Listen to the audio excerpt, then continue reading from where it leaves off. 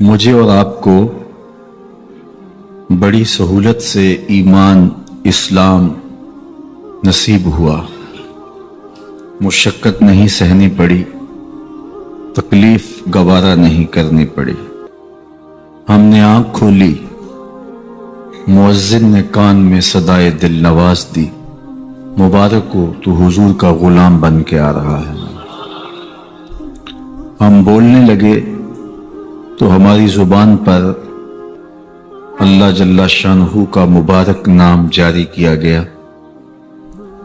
ہم لا الہ الا اللہ محمد رسول اللہ توتلے لہجے میں پڑھنے لگے تو پورا خاندان خوش تھا، مٹھائیاں بانٹی گئیں، خاندان کا ایک ایک فرد بار بار سن کے خوش ہوتا اور چہرے کی بلائیں لیتا۔ ہم درس گاہ میں پہنچے، استاد کے سامنے زانو تلمس طے کیے، اس نے ہمیں دین سکھایا، قرآن مجید کی تعلیم دی، کتاب اللہ کی تلاوت کرنا سیکھے تو ہمارے ماں باپ پھولے نہیں سماتے تھے۔ قرآن مجید مکمل ہوا تو مٹھائیاں بانٹی گئیں، رسمیں آمین ہوئی، دوستوں کی دعوت ہوئی، کھانے پہ رشتہ دار بلائے گئے۔ ہم نے حفظ قرآن کی سعادت پائی تو ہمارے سر پہ عزتوں کی دستار سجی۔ ہم نے علم دین، درس نظامی اور دیگر علوم و فنون سیکھے تو ہمیں سند امتیاز سے مالا مال کیا گیا اور عزتوں کی مسند پہ بٹھایا گیا۔ ہم نماز پڑھیں تو محلے میں معزز ٹھہریں، روزہ رکھیں تو عزت پائیں، حج کرنے جائیں تو لوگ دعاؤں سے رخصت کریں، واپس آئیں تو پھولوں سے استقبال کریں۔ ہمیں دین پر عمل کرتے ہوئے کیا مشکل پیش آئی؟ ہم تو دین کی راہوں کے مسافر ہوئے تو عزتیں پائیں، ہم نے اللہ کا نام لیا تو لوگوں نے پیار دیا، ہم نے عبادات کے طریقے اختیار کیے تو معاشرے میں شریف کہلائے۔ لیکن کتنا مشکل اور کٹھن لمحہ تھا جب کوئی اسلام لاتا تو معاشرے سے کٹ جاتا، سماجی بائیکاٹ کر دیا جاتا، وہ لوگوں سے الگ ہو جاتا۔ میرے اور آپ کے آقا و مولا حضور نبی رحمت صلی اللہ علیہ وآلہ وسلم قریش کے عالی نسب خاندان سے تعلق رکھتے ہیں، صادق بھی کہلاتے ہیں، امین بھی کہلاتے ہیں، لوگوں کی امانتیں بھی حضور کے گھر میں پڑی ہیں، اپنے فیصلوں میں حضور کو حاکم بھی مانتے ہیں۔ لیکن جب اللہ کی توحید کا اعلان کیا، جب لوگوں کو راہ راست اور راہ حق کی طرف بلایا تو یہ سارے مخالف ہو جاتے ہیں، حتیٰ کہ اپنے سقے عزیز بھی کتنے دل آزار جملے بولتے ہیں، تبا لک ہنالک سائر الیوم الہذا جمعتنا۔ یہ رشتے میں سکا چچا بولتا ہے۔ اللہ اکبر، مشکلیں سہی، تکلیفیں سہی، سماجی مقاطعہ ہوا، سوشل بائیکاٹ ہوا۔ شاب ابی طالب کے 3 سال کس کٹھن حالات میں حضور اور حضور کے غلاموں نے اور خاندان والوں نے کاٹے، حتیٰ کہ درختوں کے پتے کھا کھا کے گزر اوقات ہوتی تھی۔ معاہدہ لکھ کے کعبۃ اللہ کے ساتھ لٹکا دیا گیا اور یہ اتنے سنگ دل ثابت ہوئے کہ باہر سے کوئی تجارتی قافلہ آتا جس کے پاس اغذیہ ہوتی، کھانے پینے کی اشیاء ہوتی، تو ان کو ادھر جانے نہ دیتے، مبادہ کہیں یہ خرید نہ لیں۔ ان کا خیال یہ تھا کہ یہ بھوک سے دم توڑ جائیں اور نیا دین جو لے کر کے آئے ہیں وہ شاب ابی طالب میں اس گھاٹی کے اندر ہی اپنے آخری دن پورے کرے۔ لیکن جس کو اللہ نے سر بلند کرنا ہو، عزت دینی ہو، جس دین کو پوری دنیا کے اوپر غالب ہونا تھا، اس کو کون روک سکتا تھا؟ اللہ کے محبوب علیہ الصلوۃ والسلام نے محنت، تندہی، کوشش اور کد و کاوش کے ذریعے لوگوں تک پیغام حق کا ابلاغ کیا۔ سب سے پہلے حضور کی اہلیہ حضرت سیدہ خدیجہ الکبریٰ رضی اللہ تعالی عنہا ایمان لاتی ہیں۔ حضور علیہ السلام کے قریبی دوست، گہرے دوست حضرت سیدنا ابو بکر رضی اللہ تعالی عنہ ایمان لاتے ہیں۔ حضرت علی المرتضیٰ رضی اللہ تعالیٰ عنہ اگرچہ نو عمر ہے لیکن سینے پہ ہاتھ رکھ کے کہتے ہیں جان و دل فدا کروں گا حضور آپ پہ۔ حضرت بلال حبشی اسلام لاتے ہیں، حضرت عمار ابن یاسر، حضرت سمیہ، حضرت یاسر اسلام لاتے ہیں۔ 38 لوگ ایک ایک کر کے اسلام میں داخل ہوئے۔ کفار تو چاہتے تھے کوئی دوسرا شخص ان کے ساتھ کھڑا نہ ہو، تو جب 38 لوگ حضور کے ساتھ کھڑے ہو گئے تو ان کے لیے بڑا اذیت ناک لمحہ تھا کہ یہ تحریک جس کو ہم روکنا چاہتے ہیں یہ پھیلتی چلی جا رہی ہے، لوگ اس کے ساتھ شامل ہوتے چلے جا رہے ہیں اور لوگ ان کے لیے محبتیں اور ان کے لیے پیار پیش کرتے چلے جا رہے ہیں۔ عبداللہ ابن جدعان کے گھر کے قریب سے میرے حضور گزر رہے تھے کہ ابو جہل نے دیکھ لیا اور ہاتھ میں نوکیلا پتھر پکڑا اور حضور پہ حملہ آور ہو گیا۔ آقا کریم علیہ السلام نے کوشش کی کہ الجھاؤ پیدا نہ ہو، لیکن یہ اس بات پہ تلا ہوا تھا کہ حضور کو اذیت دے۔ اس نوکیلے پتھر سے حملہ آور ہو کے حضور کو گہرے زخم دیتا ہے، حتیٰ کہ حضور کے مبارک بدن سے خون بہنے لگ جاتا ہے۔ وہاں سے حضور سین حرم میں پہنچتے ہیں اور اللہ کی حضور سر بسجود ہو جاتے ہیں۔ حضور کے چچا حمزہ بن عبد المطلب ابھی اسلام نہیں لائے تھے، وہ شکار کھیل کے واپس آ رہے ہیں، اور جب وہ شکار کھیل کے آتے تھے تو بڑا اترا کے چلتے تھے۔ انہوں نے سنا کہ دو لونڈیاں آپس میں بات کر رہی ہیں۔ اس کو پتا ہوتا نا کہ اس کے بھتیجے کے ساتھ کیا سلوک ہوا ہے تو یہ کبھی بھی ایسی چال نہ چلتا، اس کی ٹوری کوئی اور ہوتی۔ تو رک گئے، قدم خود بخود ٹھہر گئے، رک کے پوچھا کیا ماجرا ہوا؟ کہا تمہارے بھتیجے کو ابو جہل نے مارا ہے اور اس کے نازک بدن سے خون بہتا رہا۔ وہ خاموش تھا لیکن اس نے جان بوجھ کے زیادتی کی اس پر، بس غصے میں بپھر گئے۔ سین حرم کے آس پاس قریش اپنی مسجدیں جمائے بیٹھے ہوتے تھے ٹولیوں کی شکل میں۔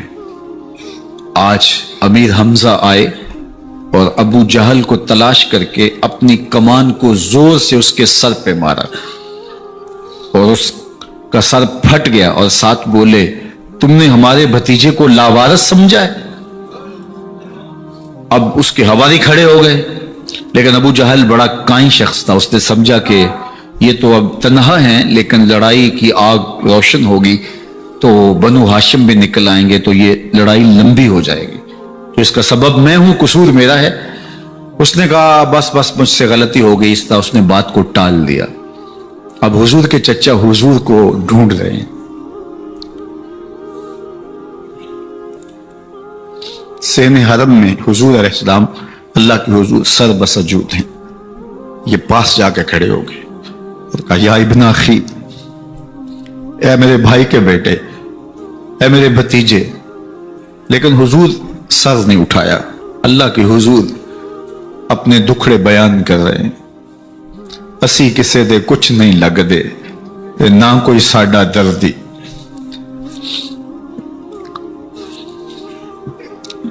اللہ کے محبوب علیہ السلام اللہ کی حضور سر بسجود ہے۔ انہوں نے پھر کہا یا ابن اخی، اے میرے بھائی کے بیٹے، اور انہیں بے چینی ہے کہ بتاؤں کہ حوصلہ رکھو میں تمہارا بدلہ لے لیا، لیکن حضور سر نہیں اٹھا رہے۔ تیسری مرتبہ پھر آواز دی تو حضور نے سر اٹھایا، آنکھیں آنسوں سے بھری ہوئی تھی، تو برجستہ کہا بھتیجے میں تمہارا بدلہ لے لیے۔ میرے حضور نے فرمایا چچا مجھے اس کی کوئی خوشی نہیں ہوئی۔ یہ حیرت زدہ ہو گئے کہ اتنا بڑا کام، اس وقت مکے کا اتنا بڑا سورما، اور میں اس سے ٹکرا کے آیا ہوں اور یہ کہہ رہے ہیں مجھے کوئی خوشی نہیں ہوئی۔ قسمت اچھی تھی۔ بولے بھتیجے تم کیسے خوش ہوتے ہو؟ کہا جس رب کو میں مانتا ہوں اس کو تم بھی مان لو۔ تو امیر حمزہ کی قسمت اچھی تھی تو آگے بڑھے اور اسلام قبول کر لیا۔ 38 لوگ پہلے مسلمان تھے، یہ 39 میں مسلمان ہو گئے۔ بس ان کا اسلام لانا مسلمانوں کے لیے تسکین قلب کا ساما ہوا۔ حضور کی آنکھوں میں امٹتے ہوئے آنسو آگے بڑھے، کعبے کو غلاف کو پکڑا، کہا اللہم اعز الاسلام باحب الرجلین الیک بعمر بن الخطاب اور بعمر بن حشام۔ اے اللہ ایک شیر دیا ہے، ایک شیر اور دے دے، اب تیری مرضی، یا عمر بن خطاب دے دے یا عمر بن حشام دے دے۔ اگرچہ اس نے میرے اوپر پتھر برسائے ہیں، مجھے زخمی کیا ہے، لیکن اگر دین کی تقویت اس سے ہو سکتی ہے تو مالک مجھے کوئی غصہ نہیں۔ چاہے عمر بن حشام، یہ ابو جہل کا نام ہے، مجھے چاہے ابو عمر بن حشام دے دے یا عمر بن خطاب دے دے، ایک شیر دے دیا، ایک شیر اور عطا کر دے۔ حضور کعبہ کے غلاف سے لپٹ کے اللہ کے حضور دعائیں مانگ رہے ہیں۔ 39 لوگ اسلام لا چکے ہیں، 40ویں کا انتظار ہے۔ اللہ کے محبوب علیہ السلام کی دعائیں ہیں، حضور کی التجائیں ہیں۔ ادھر یہ خبر پورے مکے میں پھیل جاتی ہے کہ حمزہ بھی ایمان لے آئے۔ کفار پر سراسیمگی سی کیفیت پیدا ہو جاتی ہے کہ ہم تو سمجھتے تھے کہ یہ 2-4 لوگ ہیں، 10-15-20 لوگ جمع ہو جائیں گے، اور اس طرح کے لوگ بھی اگر ان کے ساتھ شامل ہو گئے تو ان کا راستہ نہیں روکا جا سکے گا۔ وہ سر جوڑ کے سوچنے لگے، ابو جہل کو کوسنے دینے لگے، اس نے کیوں یہ ظلم کیا کہ اس کا نتیجہ یہ پھر ہمیں بھگتنا پڑ رہا ہے، اس کے لیے کوئی تدبیر کرنی چاہیے، اس کے لیے کوئی حکمت سوچنی چاہیے۔ 26 سال کا نوجوان ہے، خطاب کا بیٹا ہے، نام عمر ہے، اپنے گھر کے اندر پیچ و تاب کھا رہا ہے کہ اگر یوں ہی اسلام پھیلتا رہا تو ہمارے بتوں کے خلاف اٹھنے والا یہ نظم اتنا پھیل جائے گا کہ روکنا مشکل ہو جائے گا، آباء و اجداد کی کہانیاں ختم ہو جائیں گی، یہ ایک نیا دین ایسے پنپتا رہا تو پھر اس کو روکا نہیں جا سکے گا، کون روکے؟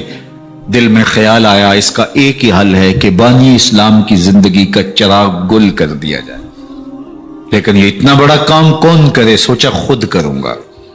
اٹھتی جوانی اور یہ پہلوانی کا زمانہ تھا عمر بن خطاب کا، اعضاء میں توانائی، طبیعت میں جوش، تلوار حمائل کی۔ دوپہر کے وقت خیال آیا تو کڑکتی دوپہر میں چل پڑے۔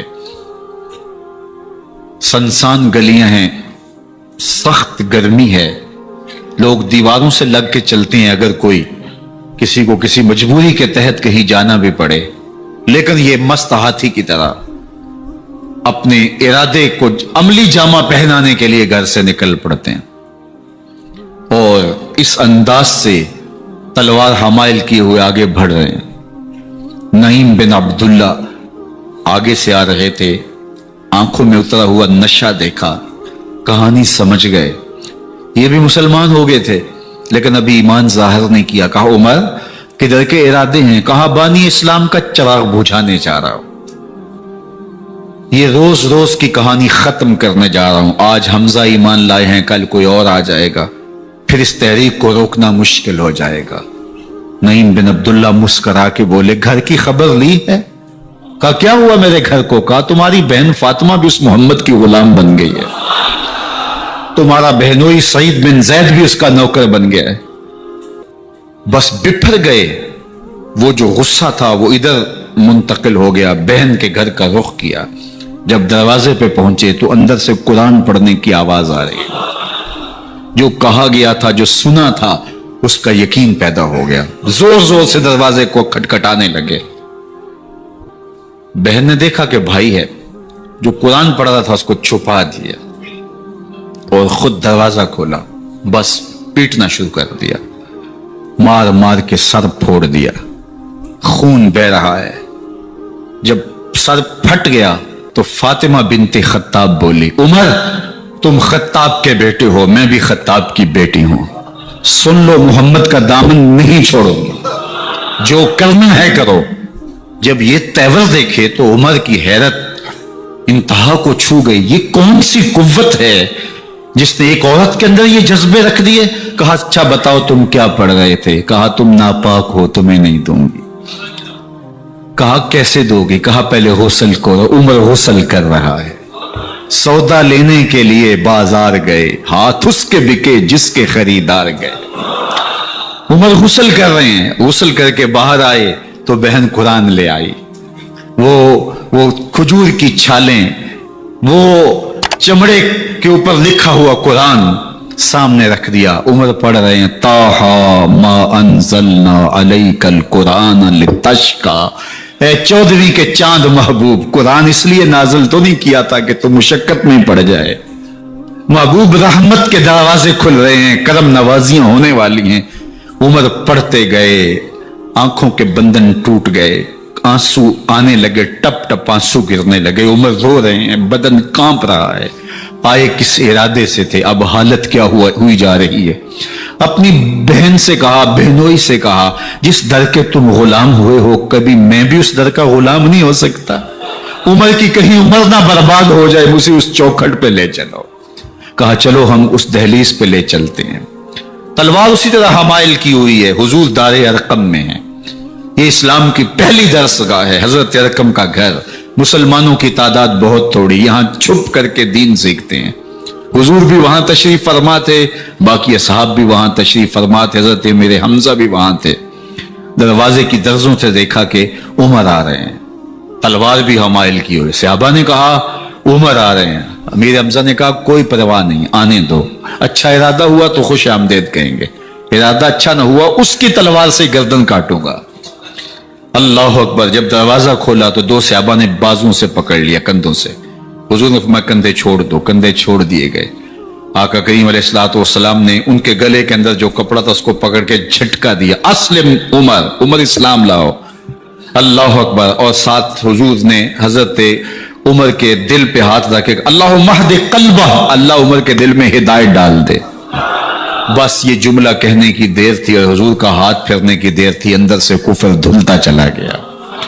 اور عمر نے کہا اشہد اللہ الہ الا اللہ واشہد انک رسول اللہ۔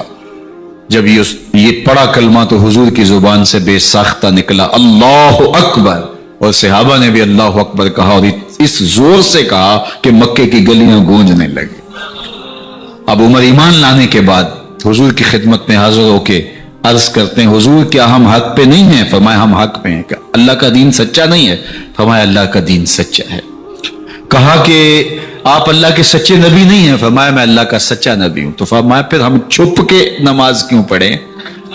کہا کہ عمر تم جانتے ہو حکمت ہے، اتنے جو ہے وہ ہماری تعداد نہیں، اور کفار کا جور و ظلم و ستم۔ عرض کی حضور ہم کعبۃ اللہ میں جا کے نماز پڑھیں گے۔ مسلمانوں کی دو صفیں بن گئی، ایک صف کی قیادت امیر حمزہ کر رہے ہیں، ایک صف کی قیادت حضرت فاروق اعظم کر رہے ہیں، درمیان میں حضور چل رہے ہیں، اور روایات میں آتا ہے حضرت عمر چلتے جاتے ہیں اور ساتھ لا الہ الا اللہ پڑھتے چلے جا رہے ہیں۔ اور پھر جا کے وہاں پہنچے تو وہاں جو صنادید قریش تھے ان پر سختہ طاری ہو گیا۔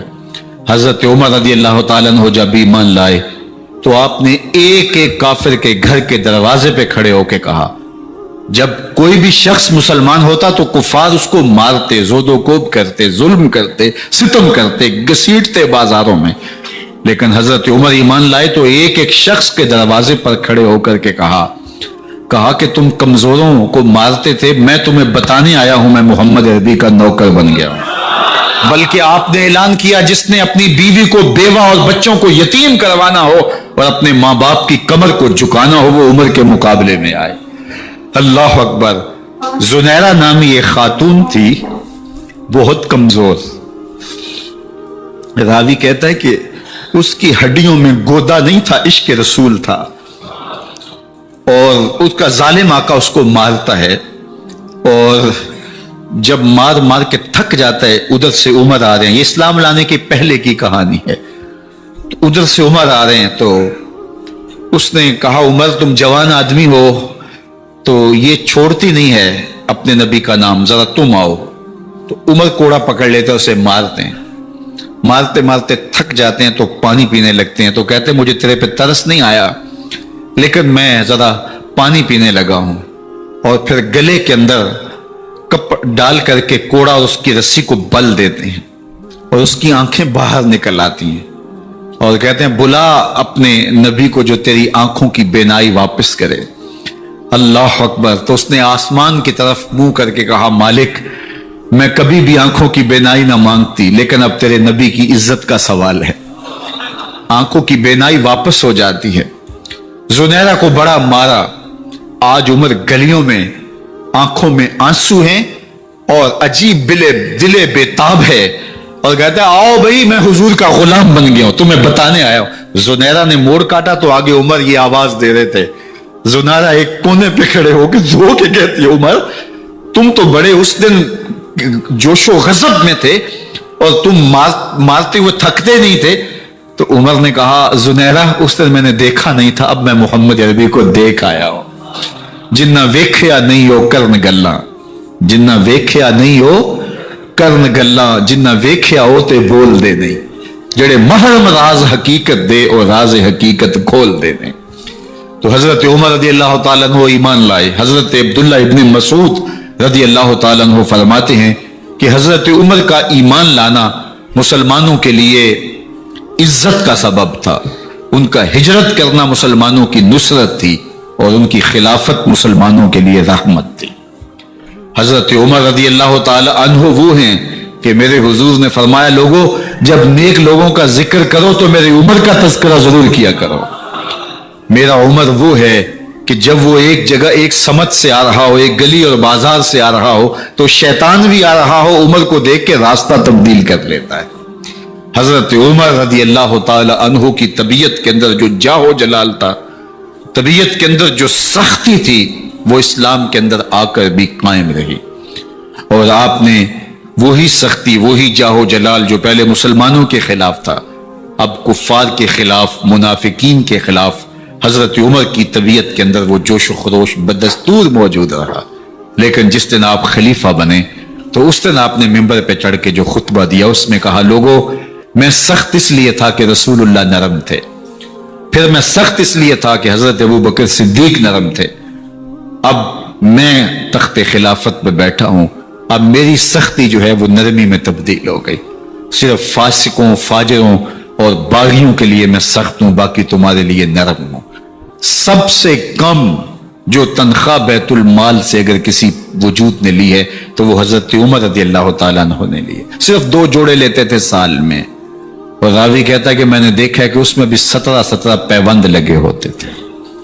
حضرت عمر رضی اللہ تعالیٰ عنہ کا طرز زندگی، آپ کا انداز معاشرت اور آپ کا انداز خلافت، ہر لمحہ آپ کی زندگی کا اٹھا کے دیکھیے کتنی مرتبہ قرآن حضرت عمر کی رائے کے مطابق نازل ہوا ہے. اللہ تعالیٰ جل شانہ نے ان کو صاحب الہام بنایا تھا. ہر امت میں کوئی صاحب الہام ہوتا ہے، حضور کی امت کا صاحب الہام حضرت عمر رضی اللہ تعالیٰ عنہ، اور آقا کریم نے انہیں اپنا وزیر قرار دیا. فرمایا میرے 2 وزیر آسمانوں میں ہیں، 2 وزیر زمینوں میں ہیں. آسمانوں کے وزیر ابو جو ہے وہ جبرائیل اور میکائیل ہیں، اور زمین کے وزیر ابو بکر اور عمر ہیں رضی اللہ تعالی عنہما. تو اللہ تعالیٰ جل شانہ نے حضرت سیدنا صدیق اکبر کے بعد حضرت سیدنا عمر بن خطاب رضی اللہ تعالیٰ عنہ سے جو کام لیا، مختصر دور خلافت کے اندر 10 سال 6 ماہ 4 دن آپ نے خلافت فرمائی ہے. لیکن کہاں سے چلے اور یہاں مکران تک، بلوچستان کا حصہ ہے، یہاں تک آپ کے سلطنت کی حدود وسیع ہوئی. ادھر آرمینیا تک جا پہنچے، حمص فتح کیا، قادسیہ، یرموک. آپ ذرا دیکھیے کہ کہاں تک آپ کی فوجوں کے گھوڑے دوڑتے رہے، اور اللہ تعالیٰ جل شانہ نے ان کو جو توانائی، عدل و انصاف کی قوت عطا فرمائی. اللہ اکبر. جب زمین پہ عدل کیا ہو تو زمین بھی حکم مانتی ہے، اور حضرت عمر وہ تھے جن کا حکم ہوائیں بھی مانتی تھی، زمین بھی مانتی تھی، جن کا حکم جو ہے وہ آگ بھی تسلیم کرتی تھی اور دریا بھی ان کا حکم مانا کرتے تھے. مصر کے اندر رسم بد جاری تھی، یہ رسم بد جاری تھی کہ سال کے بعد 1-2 شیزہ کو زیورات پہنا کے اچھے لباس میں ملبوس کر کے دریا کی بھینٹ چڑھایا جاتا، اس کی قربانی دی جاتی، اس کا خون بہتا تو دریا چلتا. جب اسلام مسلمانوں نے مصر فتح کیا تو گورنر نے لکھا کہ اسلام تو اس طرح کی رسوم کی اجازت نہیں دیتا، لیکن خشک سالی ہے، لوگوں کی فصلیں ویران پڑی ہیں، تو حضرت کیا کیا جائے؟ تو حضرت عمر رضی اللہ تعالیٰ عنہ کو جب قاصد آ کے پیغام دیتا ہے تو کاغذ کے ٹکڑے پہ لکھتے ہیں بسم اللہ الرحمن الرحیم، مصر کے نیل کی جانب عمر کا خط لکھتے ہیں، اے نیل اگر تو اللہ کے حکم سے چلا کرتا ہے تو چل، ورنہ ہمیں تیرے چلنے کی کوئی حاجت نہیں ہے۔ اور قاصد کو کہا یہ خط لے جاؤ اور جا کے دریائے نیل میں پھینک دو۔ قاصد جا کے خط دریائے نیل میں پھینک دیتا ہے، پانی آتا ہے، ایسا دریائے نیل چلا 14 صدیاں ہوئی ہیں آج تک کبھی بند ہی نہیں ہوا ہے۔ دریا حکم مانتے ہیں، آگ نکلتی ہے، لوگ حضرت عمر رضی اللہ تعالی عنہ کے پاس آئے، حضرت لاوا پھوٹا ہے، آگ نکل رہی ہے اور مدینے کی طرف بڑھ رہی ہے، اب کیا کیا جائے؟ فائر بریگیڈ تو زمانے میں تھی نہیں۔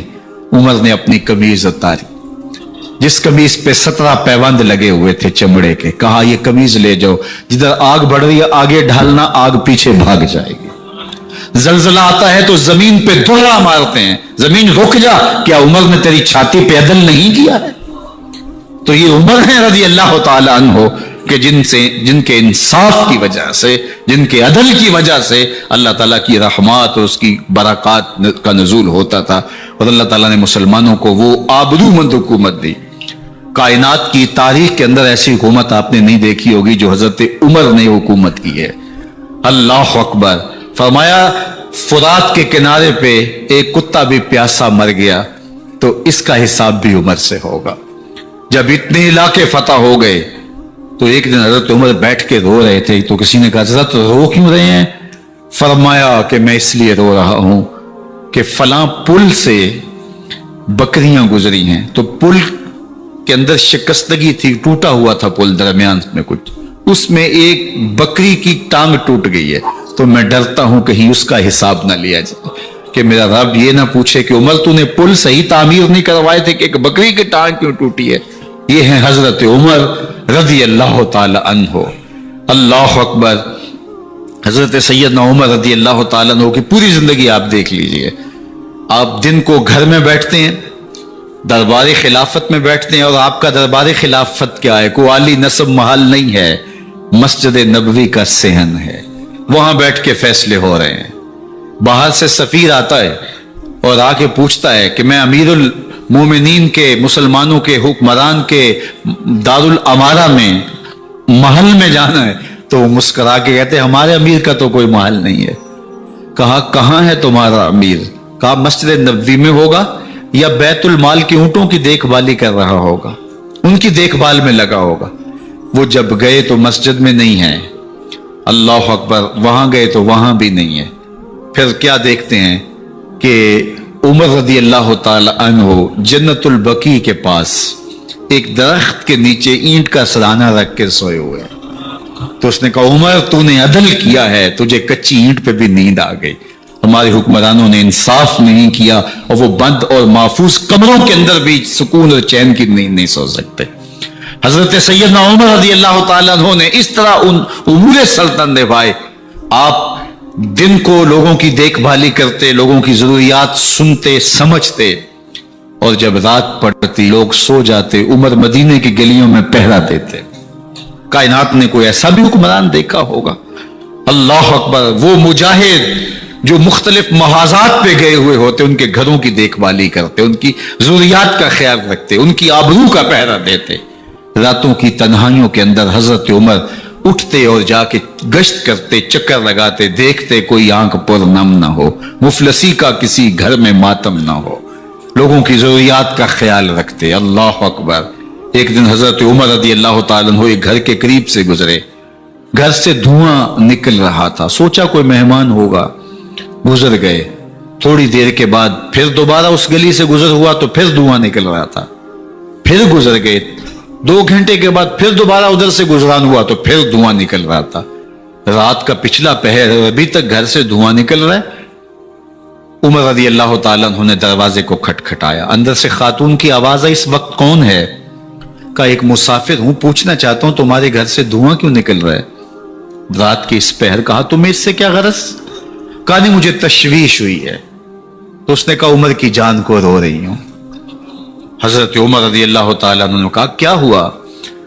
کہا کہ کھانے کے لیے گھر کچھ نہیں ہے، بچے ضد کر رہے ہیں، ہنڈیا کے اندر پتھر ڈال کر کے میں نیچے سے آگ دیے جا رہی ہوں، بچوں کہتے ہیں تھوڑی دیر ہے کہ بچے تھک کے سو جائیں گے انتظار کر کے، تو کچھ ہو تو پکے، اور بچے ہیں بھوک سے، شدت بھوک کی وجہ سے سو بھی نہیں رہے، اور میں یہاں بیٹھے عمر کی جان رو رہی ہوں۔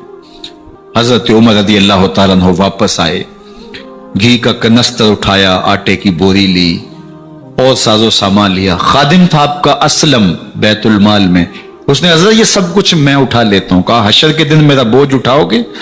کہا نہیں، وہ تو آپ کو اٹھانا ہوگا۔ کہا عمر کو آج ہی خود ہی اٹھانے تو، اور اٹھا کے ان کے گھر آئے اور گھر آ کے ان کو سب کچھ دیا، اور پھر اس کے بعد جب کھانا تیار ہوا، بلکہ روایت میں آتا ہے کہ جب آگ جلا رہی تھی تو عمر جھک کے چولہے میں پھونکے مار رہے تھے۔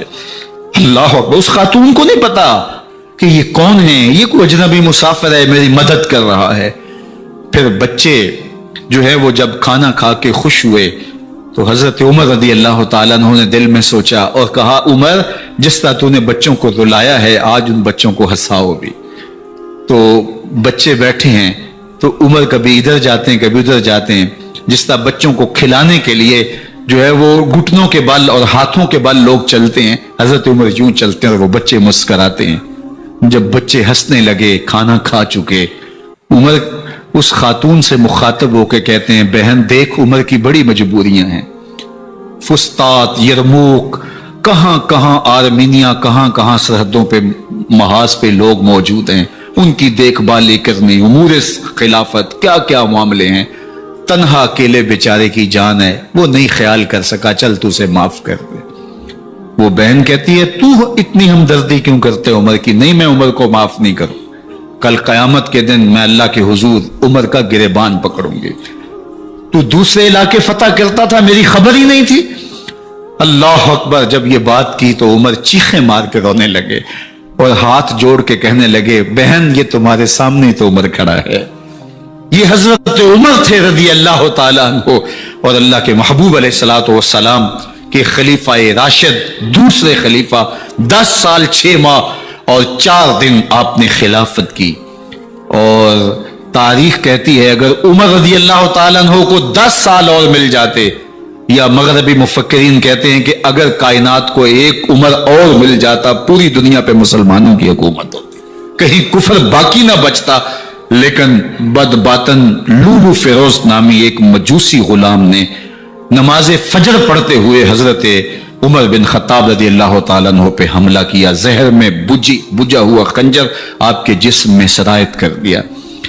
آپ وہاں سے اٹھا کے گھر لائے گئے اور 4 دن تک مسلسل آپ اس اذیت اور تکلیف میں رہے۔ جب آخری وقت آیا تو اپنے بیٹے کو بلایا، کہا بیٹا میں نے ام المومنین سیدہ عائشہ رضی اللہ تعالیٰ عنہ سے پوچھا ہوا ہے کہ میرے مرنے کے بعد حضور علیہ السلام کی قربت میں مجھے جگہ دے دی جائے، ہو سکتا ہے میں امیر المومنین مسلمانوں کا خلیفہ ہوں تو اس وجہ سے انہوں نے اجازت دے دی ہو، جب میں فوت ہو جاؤں تو ظاہر خلیفہ نہیں رہوں گا، تو پھر جا کے ان کو دوبارہ کہنا کہ میرے باپ کا پیغام ہے، اگر وہ اجازت دیں تو مجھے حضور کی قربت میں دفن کر دینا، اور اگر وہ اجازت نہ دیں تو پھر جنت البقیع میں مجھے دفن کر دینا۔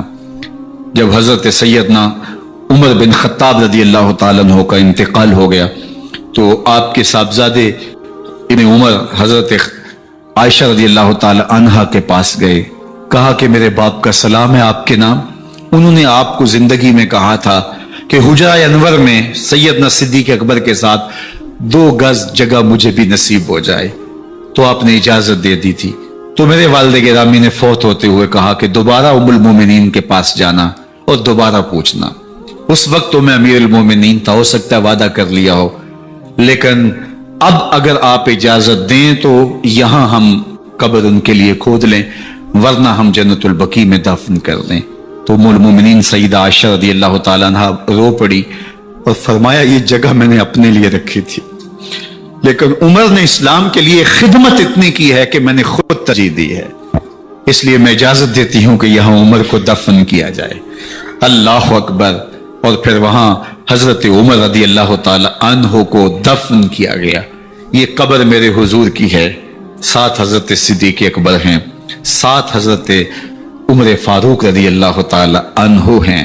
جے شک ہووی تے چل مدینے، جے شک ہووی تے چل مدینے، ویخ لے جوڑ مزاراں دا، بن یار نبی دیاں یاراں دا. حضور نے فرمایا ایک دن مسجد نبوی سے باہر نکل رہے تھے اور کچھ لوگ مسجد میں داخل ہو رہے تھے. حضور نے دائیں ہاتھ سے ابو بکر کا ہاتھ پکڑا تھا اور بائیں ہاتھ میں حضرت عمر کا ہاتھ تھا، اور جب لوگوں کو آتے ہوئے دیکھا ان کو مخاطب کرتے ہوئے کہا ہاکذا نبعث یوم القیامہ، قیامت کے دن ہم قبروں سے یوں ہی اٹھائے جائیں گے.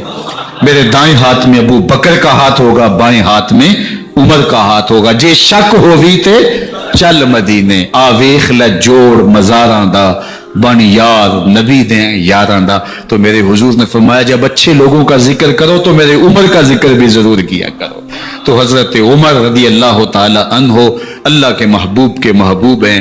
باقی صحابی مرید ہیں، حضرت عمر میرے حضور کی مراد ہیں. اللہ سے مانگ کر کے لیا ہے اللہ عمر بن خطاب عطا کرتے، اور پھر اللہ نے عمر کی صورت میں اسلام کو وہ عظیم تحفہ دیا جس سے اسلام کی عزت بڑی اور شان و شوکت میں اضافہ ہوا اور اسلام کے جھنڈے چار داغ عالم کے اندر لگ گئے. اللہ مجھے آپ کو حضرت عمر کے نقوش پاک کی برکتیں عطا فرمائے اور ہمارے حکمرانوں کو ان کے نقوش پاک کو خضرا بناتے ہوئے اسلامی سلطنت کے خد و خال واضح کرنے کی توفیقات سے مالا مال کرے. انشاءاللہ اگلا جمعۃ المبارک 10 محرم کو ہی ہے اور 12 بجے سے لے کے نماز عصر تک ہر سال ہم 10 محرم کا اجتماع کرتے ہیں. تو اس مرتبہ انشاءاللہ جمعۃ المبارک کا خطبہ بھی اس میں شامل ہو گیا اور زیادہ برکات اس کی نصیب ہوں گی. اور نماز جمعہ کے بعد انشاءاللہ جو ہے وہ محفل پاک بھی ہوگی جس میں عالی مرتبت سناخاں اور مبلغین کے خطاب ہوں گے. تو اگلے جمعۃ المبارک کو انشاءاللہ آپ سے دوبارہ ملاقات ہوگی. آپ تشریف لائیے گا، دوستوں کو ترغیب دیجیے گا. اللہ آپ سب کو جزائے خیر دے، دنیا آخرت کی بھلائیاں آپ کا مقسوم کرے.